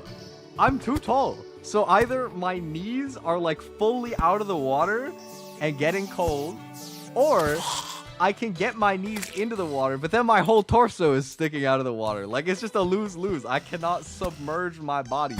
And I've tried to like, I don't know, like Tetris myself into the tub, you know, like maybe if I like curl up into a ball and lay down sideways with my head like poking out at like a 45-degree angle or something. You know, just like trying anything to like finesse my body into the water, but I just can't do it. There's like no way. It's just too small. That's why I'm always so jealous when I go to somebody's place and they have like a big ass bathtub. I'm like, oh my god, bro. I would be using that so much if I had it. To be fair, I think I've grown to a point where I appreciate how quick showers are. It's very easy. It's also probably better for my hair to like not overly soak it in that regard. But baths do be really soothing though. They do be really comfortable. And a hot tub is basically just like a bath on steroids. It's like a bath if it was like 10 times better. I remember, dude, I just remembered something from like my childhood. My cousins used to have like a hot tub that they could set up in their backyard. And I have a distinct memory. We were like at my cousin's house for Christmas. So it's me and like 3 or 4 of my other cousins when we're all like somewhere in the ballpark of like 10 years old or something. It's Christmas. It's nighttime. There's snow all across the ground. And we're just chilling in a hot tub. And we started playing like Truth or Dare or something. And there were like a bunch of times where somebody would be like, dare. And then they'd be like, go and make a snow angel. So you just like hop out of the hot tub in nothing but like your swim trunks and go and make a snow angel and then hop back in the hot tub. Probably not very safe, you know. Maybe you might get like a little pneumonia or something, but you know, you'll be fine. It felt like really warm when you came back. You know, after literally going bare like shirt in the snow. Dude, it's so bad doing that actually, like because your back is so sensitive to the cold. Oh, Daniel, you're cooked. Goodbye, Daniel. Rest in peace. Dude, I got so distracted by that. Like, my dad will always troll me recently, though, about that. Anytime I go to, like, get an ice pack, he'll be like, oh, you should, you know, or, like, whenever he has an ice pack, especially. Because my dad and I get headaches, like, a decent amount. Probably him more than me, but still, both of us. So I'll see him with an ice pack, and he'll be like, you know, I should put this down your shirt. And I'm like, I think that you should shut up. I think that you should not do that, please.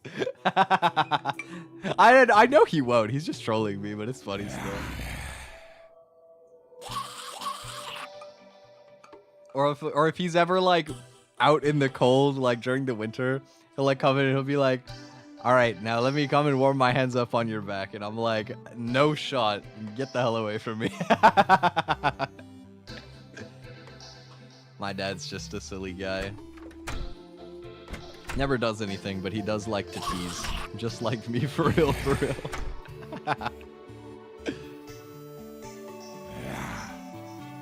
It probably is like really confusing for your body to go from literally like way underdressed laying in the snow to back into a hot tub, but at the end of the day, it's probably not actually that bad because you're gonna end up sort of with like homeostasis again. Like at least that way you're heating back up to where you should be instead of staying too cold. Because if the hot tub was like truly too hot, then you wouldn't want to be in it anyway. Especially me, because like I be staying in a tub for like way too long. I'll come out and my fingers will just be like super wrinkly, bro. That's something I haven't experienced in quite a while, is when you stay in the water for like so long that your fingers get like crazy wrinkles. But I used to do that a lot because I used to like swimming a lot too.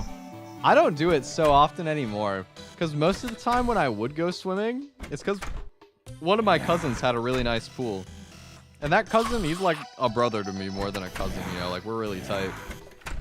But he goes to school away from where he grew up, so I don't go to visit him nearly as often as I used to anymore. And so I never get to go for the, like, I never get to go in the summer to where their pool is at and take advantage of the fact that they have a super nice pool. But I will again at some point, I'm sure. I was actually kind of looking forward to going there for Thanksgiving, but he ended up being really busy and I ended up being bedridden Like I got the flu or something. I don't know what I had, but something was going around. So maybe next time.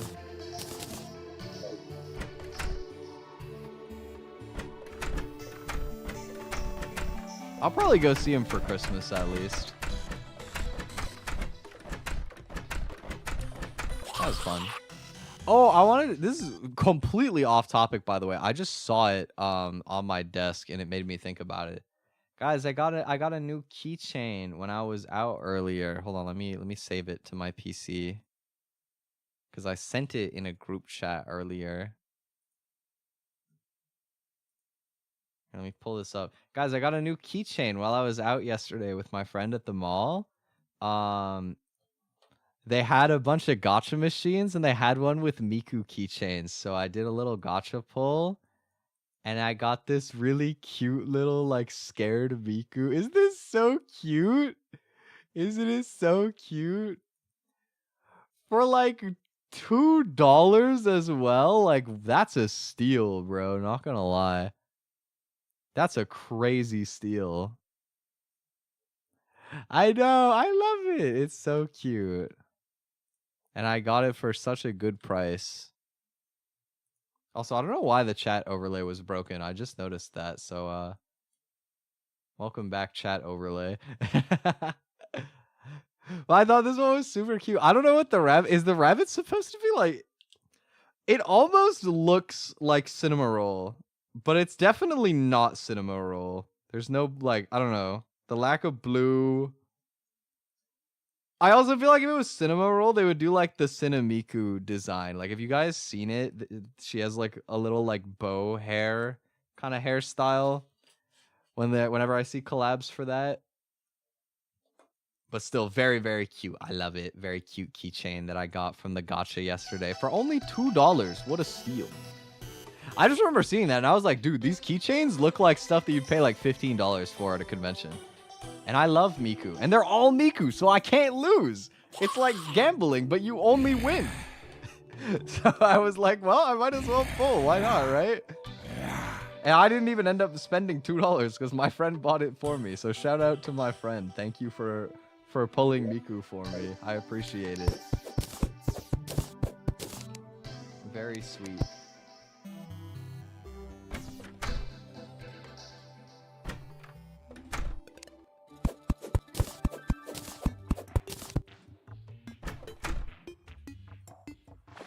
Yeah, I'm glad I finally got a new keychain. Need to make up for the fact that I lost my Suisse keychain a while back. Oh my god, I'm still not over this, dude. I can't believe that I've only ever lost 2 keychains and they were both Suisse. Like, why is my Oshi cursed? On God, why is my Oshi so cursed? I remember I was on like a bus to go visit my family and I didn't notice that my tote bag, the strap like snapped so it was no longer connected to the bag. And my Suisse keychain slid off and fell onto the bus and I didn't notice until I already got off. I lost my Suisse keychain for the 2nd time, which is so sad. I need to find a new one next time I go to a convention. I actually do have one other Suisse keychain still, but I'm not willing to put it on anything out of fear of losing it. And the reason for that is it's a souvenir from my friend's Japan trip. They went to Japan. This is not even like people who are into VTubers, by the way. This is not VTuber friends. This is not friends who watch VTubers. This was like my friends from my old job went to Japan. 2 of them went together and they were like, do you want me to get you anything while we're in Japan? And I was like, if you can find merch of Suisse, I will give you my life. And I didn't expect them to really look around much, you know what I mean? I wasn't actually expecting them to find anything. But they actually found something and they got it for me. And they didn't even ask me to like pay them back for it. They were like, yeah, don't worry about it. It's on me, enjoy it. And I'm like, ooh, that's so sweet. So it's treasured, that keychain. I gotta keep it and make sure that it just stays a nice souvenir in my room, because I'm a hoarder and I can't stand the thought of losing something like that. That's the same friend that that got me tickets to see Otto in August, by the way. Well, I paid them for that. They didn't get me the Otto ticket for free, but we went to Otto together. You know what was actually really funny? I was talking about this story the other day. I need a name for an annoying coworker. What do you guys think is a good generic annoying coworker name? Because I don't want to name drop the actual guy, but you know, I still want to tell the story. Hit me with your best annoying coworker name.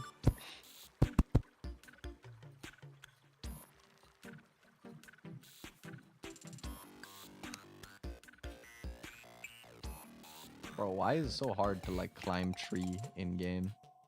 They're so like wavy.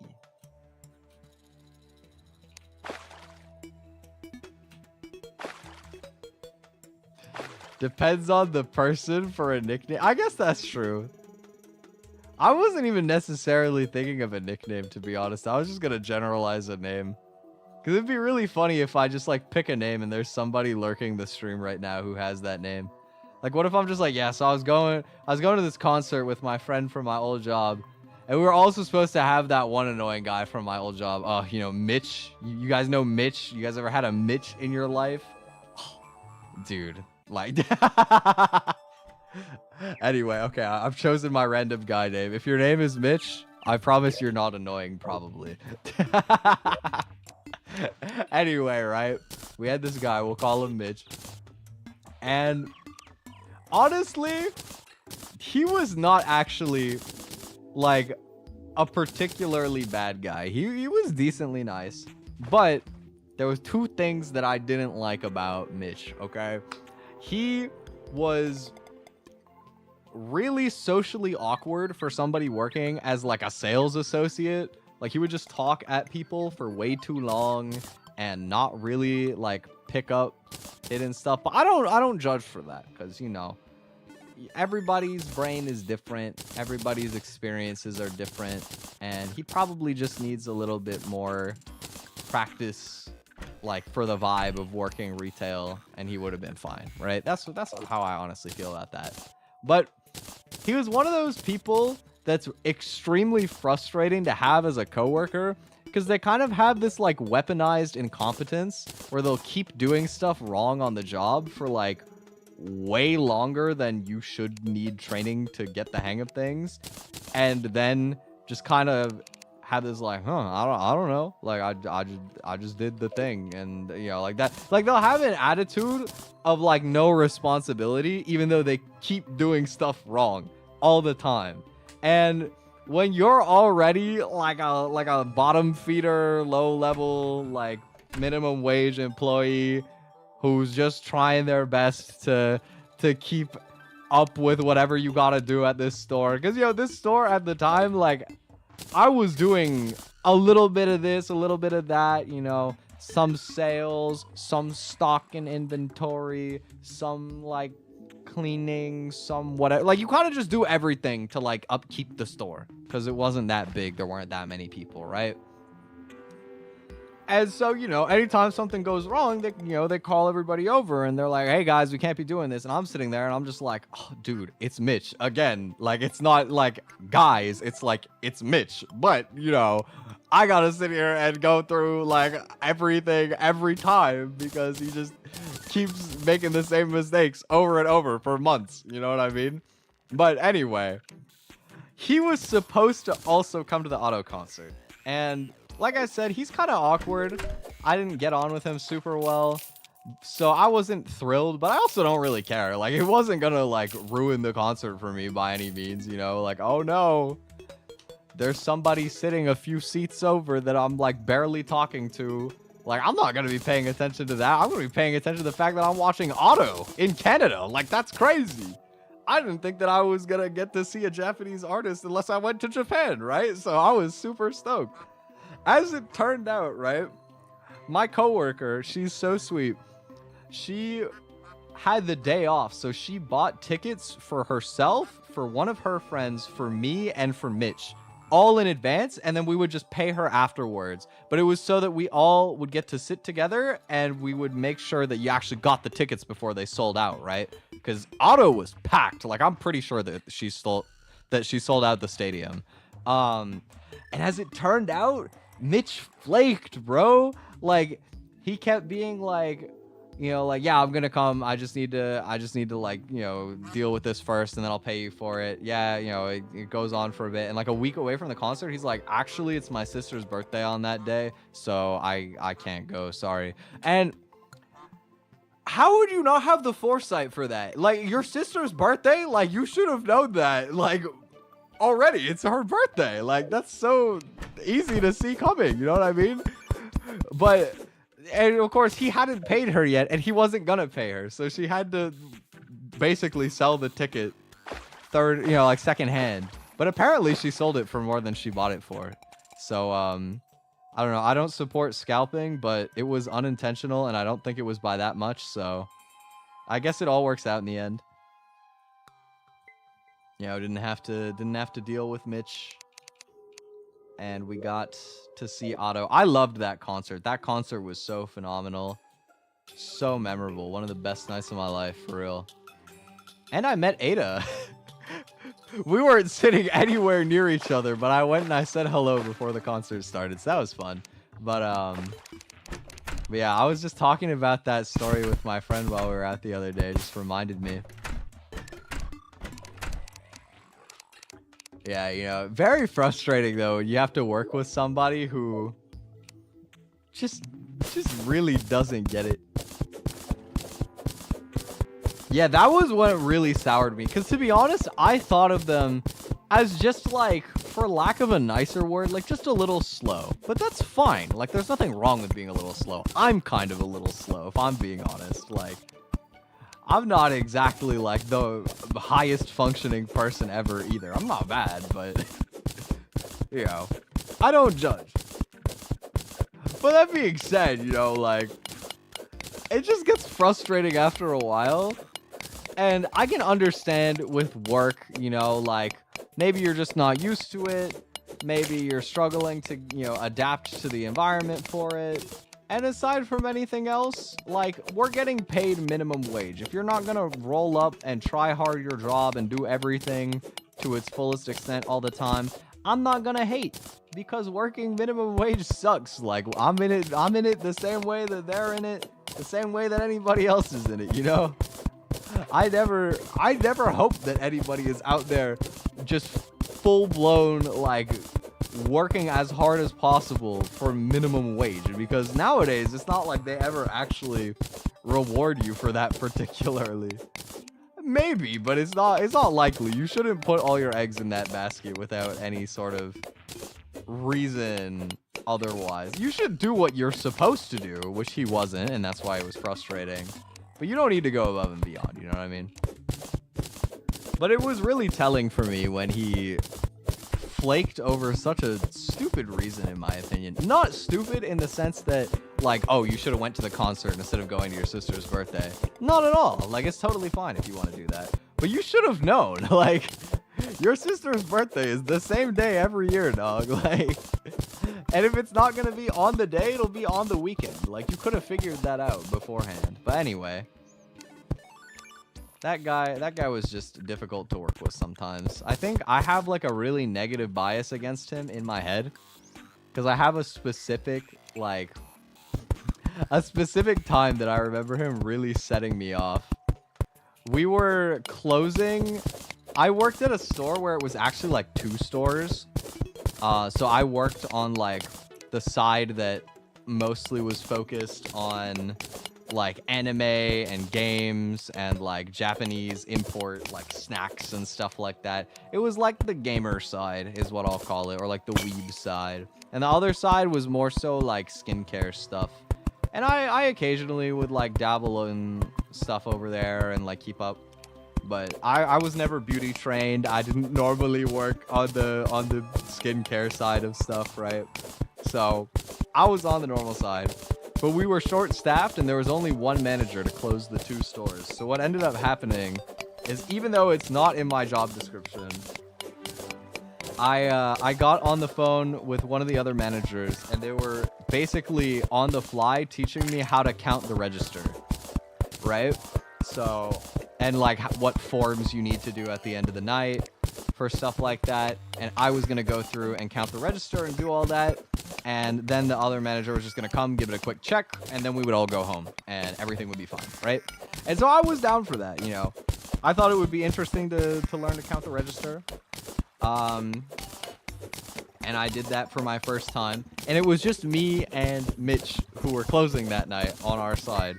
But we didn't have that much to do, luckily. So, you know, he was like, what should I do? And I'm like, just walk around and restock anything that's like only half full or looks kind of empty. You know, like if there's like nothing to add there, you know, maybe like redo the display a little bit, whatever. Just like very basic, right? Like just walk around and make sure everything looks good. If there's something that looks empty, check if we have more in the back, right? Because there was nothing else to do. So he goes around, he does a quick lap, and then he's like, okay, what should I do now? And I'm like, there's nothing else to do. Like just double check. And he does that. And he comes back and he asks me again, and I'm like, I don't know, like triple check, bro. Like I'm counting the till. Like there's nothing else for us to do. What do you want from me? You know, he just keeps asking me, and I'm like, there's nothing else to do, man. Like just check. If there's nothing else, then you're done. But you know, there's nothing else for me to like ask you for either. And so I'm thinking like, all right, cool, we're done. Manager comes over from the other store and they're like, why is this stocked? Why is this not stocked? Why is this not stocked? Why is this not stocked? We have more of all of these in the back. And she's like going around and like grilling us for all the stuff that wasn't stocked. And then this dude, bro, Mitch, he looks right at the manager and he's like, I was just doing what I was told. And I did not say anything in that moment, but I've never wanted to punch somebody so badly in my entire life, bro. Oh God. I'm not a violent person, but I was so frustrated when that happened. Cause I don't know, you just get worn out working retail too. Like I was just a lot more irritable at that time in my life. But man, that was, I felt like I was getting rage baited in real life, bro. Like look at, I really was getting rage baited by my coworker in that moment. Yeah, anyway. Mitch, you were a kind of nice guy, but you were really frustrating. But that's okay. Yeah, he's like he might legitimately be the only person who's still working at that store from the time that I was working there. Because the turnaround at my old retail job is crazy, yo. Like, ever since I quit, like everybody quit in those like 2 years or whatever. On God, like probably 10 or 15 employees have moved through that store that I have seen in like 2 or 3 years, which is kind of crazy. That's including managers, by the way. I think every single manager that worked at that store in the time that I was there has quit. Maybe 1 or 2 of them relocated, actually. They might not have all quit, but almost all of them quit the job, which is crazy. They also had their like their only back-end guy for the tech side of their store quit. And I'm sure that was like devastating for them because it was already kind of bad with him like trying to manage everything. Like, oh my God, dude, our inventories were never right at that job. It was a really interesting first experience working retail, you know? It was like, I worked for an online retailer that opened their first ever physical branch. And so it was really like hands off, kind of amateurish. They didn't really know what they were doing yet as a business. And so it made it like a really lax work environment. It was really chill. It was like so chill. I have memories of like on the job, it would just be chill. You're just like talking to your coworkers. There's a couple times we would like hop on the phone, play like 8-ball pool or something stupid. You know, you really just be chilling because there are hours where there's like nobody coming into the mall, right? You know, the store opens at like 9 or whatever. You get a couple people that come in like first thing in the morning, and then it's kind of dead until like 11 or 12, and then it picks up, and then, you know, like the last couple hours of the day can be pretty dead. Like, so for a lot of that, you just end up chilling, right? You know, you just, nobody else is there. You might as well just talk to your coworkers anyway, right? But I remember when I went back to the same company last November, actually, like exactly a year ago from now, because I wanted to get a part-time job to help me pay for Superstar Twiddle. And at the time, I was thinking about producing a full album, which I decided not to do. And I think was probably a good idea. I think I get better experience relative to my money right now, just doing like singles and covers and stuff like that, and figuring it out as I go. But at the time, I was thinking about doing that. So I went to go and earn some more money. And I quit in like a month because I actually felt so dehumanized. I guess they finally figured out how to make it more like corporate and have upper management like monitoring what was happening in the stores more often. So they had cameras for everything, and they would make sure that you're doing things properly. And instead of, you know, like, I took this for granted.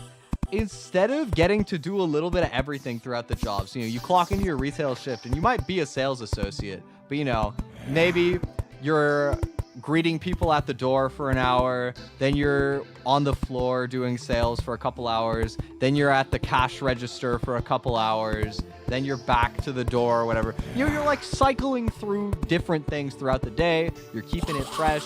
You get to talk to your friends and your coworkers during the downtime. It's chill, right? It was a really good work environment. When I went back, you had to be just one thing, right? So I was just a cashier, and I would stand in the same spot and deal with that for like 4 hours, go eat lunch, come back, and then finish out my shift. And it was so boring, dude. I never could have imagined that I would have quit a job without a 2-week notice, but I left like I knew I was gonna quit, and it kept getting faster and faster. I was like, okay, I'm gonna put in my 2 weeks notice in a couple of days. And I was like, maybe I'm actually only gonna give them 1 week of notice, honestly. And after like a really hard day, I was like, you know what? I'm just done. I'm not coming into work tomorrow. I'm just GG, bro. I'm gone. It was not very professional of me, admittedly, but they were very unreasonable to us as well. So I didn't feel bad about it, you know. Like, you really couldn't talk to anybody. You couldn't like drink water in the eyes of the customer. Like, they thought it was unprofessional to have a drink of water without like going to the back or something. And it's like, am I really gonna have to like step away from? I can't step away from the register that often. You know what I mean? Is it so bad that I just want to like grab my water and like have a drink? Like, that's crazy. You know what I mean? I think like you could have them, but you had to like duck them away in this like little cabinet and try and be like very discreet about it. And it's like, why, bro? Why? Their company was such a mess, dude, just in general. They had like accounts for like loyalty rewards, so, you know, you could like make an account with them and then collect points on your purchases or whatever. But there was zero automation. Like, as a cashier, you had to manually do all of it, which very time consuming and tedious, and most people really don't care. But aside from anything else, you know, back then we had it and it was just as bad, but at least like most people didn't even know. Like, they didn't care. Like, now they made it so much more of a big deal because they were more corporate by that point.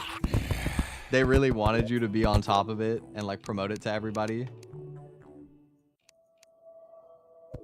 So it was kind of just a pain, honestly. Anyway, this is all to say, I never want to go back to retail. I hope I never have to work retail again, guys. It sucks. I think it's probably better than working food service, but it's not by as much as you would think. Yo, I guess in this economy, you really don't get to pick and choose anymore. Like, getting entry-level jobs is actually absurdly hard now. But if you can, I think it's a lot nicer to work a job where you're doing like a little bit of everything. You're kind of changing roles as you go throughout the day than just like one thing. Like, imagine being one of those, like, greeters at, like, Walmart or something, and you actually just have to stand there and say hello to people for 8 hours straight, and you don't do anything else. Like, that must be so exhausting. I can't even imagine, like, what that does to your brain. And being a cashier is not that different. You get to be a little bit more sociable, but if you are truly, like, glued to the cash and you don't get to leave, it kind of is the same as being a greeter. It's pretty rough. Definitely don't recommend. It is a very boring job. In a lot of ways, a hard job is, like, infinitely better than a boring job. The boring job, you're just, all you can think about is how you wish that you could leave. And when you're in that headspace, the time goes so slow. But if your job is hard, then you don't have time to think about the fact that you want to go home until it's almost done anyway. And that way you get through the days. That being said, though, like, I was kind of talking with my friend the other day about how much respect I have for VTubers that can juggle, like, having another job with VTubing. Because it affected me, like, so much. Like, I thought that I was doing fine when I worked retail full-time before I became a VTuber, when I was just saving money to, you know, pay for my model, fund my music, stuff like that, right? I worked for, like, 2 years full-time retail, and I saved every paycheck for that. And in my head, I actually was surprised because I felt like I was functioning really well while I was working one of those jobs, especially compared to when I went back last year, and it was, like, unfathomably exhausting for me comparatively. Like, I felt like I literally, there was just no way. It was so tiring. And what I realized is that back then, the reason why I was, like, quote-unquote doing fine is because I wasn't doing anything else with my life outside of work. Like, I was too tired. I stopped singing for, like, almost those entire 2 years because I didn't have energy to sing before or after my shifts. I wasn't, like, competing, like, nearly as much in games and stuff like that because I didn't have, like, the energy and the time to practice and to do that. And it's a lot harder to make time for tournaments because, you know, sometimes when you're working retail, you're working weekends a lot of the time. It was really just tiring. You know, I didn't, like, process to me how much I traded every other aspect of my life to be, like, afloat in retail and saving money at that time. So big props to anybody who can juggle doing retail and also basically having a second job in the form of being, like, an entertainer. I have so much respect for that because my brain, like, cannot. I don't know how I ended up on this giant work tangent. It has been a while since I've talked about any of that. Anyway, I think I might honestly bounce for today. I got to go to the grocery store still. I need to buy stuff because our fridge is so empty, dude. I ate an apple with my lunch today because I was out of vegetables, and I was like, well, I mean, I guess I might as well have something. I mean, at least we had apples. That was the only produce of any kind in my fridge. So I need to go get some produce, man. I need some fruit. I need some vegetables. I need some good stuff. But, yeah, thank you guys so much for hanging with me. I'm going to put the waiting room up later, but I'm doing a collab stream on Thursday. We're going to be playing Mage Arena with Ada and Nahi and some other cool VTuber friends. So be there so that I can go fireball. And yeah, you can see me probably hit myself with a fireball.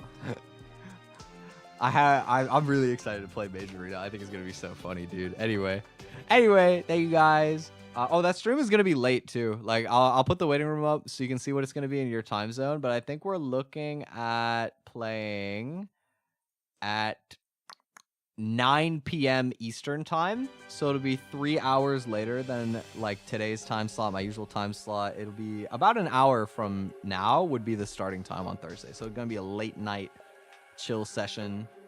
Being some funny wizards. But yeah, anyway, thank you guys for hanging. Hope you have a wonderful rest of your day or evening. And I will see you maybe on Wednesday, but probably on Thursday. Bye-bye. Take care, everybody.